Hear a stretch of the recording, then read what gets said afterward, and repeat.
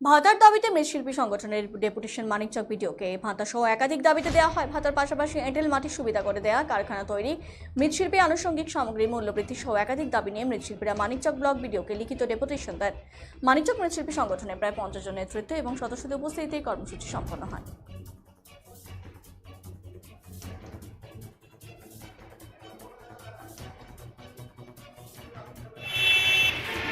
আমরা বিক্ষোভ সমাবেশ করেছি, বিডিও সাহেবকে এর আগে লিখিতভাবে জানিয়েছি।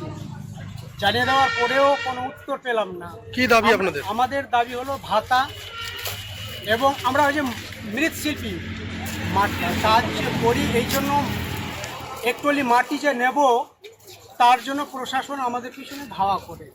আমরা চাই আমাদের মৃৎশিল্পীগণ যেন এঁটেল মাটি মানে আপনার প্রশাসন যেন আমাদেরকে বিনা প্রতিরোধে মাটিটা পায়, আমরা এই আশা করছি। আর বিডিও সাহেবের কাছে আমরা এখন এই মুহূর্তে যাচ্ছি, আমরা দাবি করব যে আমাদের ভাতা যেন চালু হোক।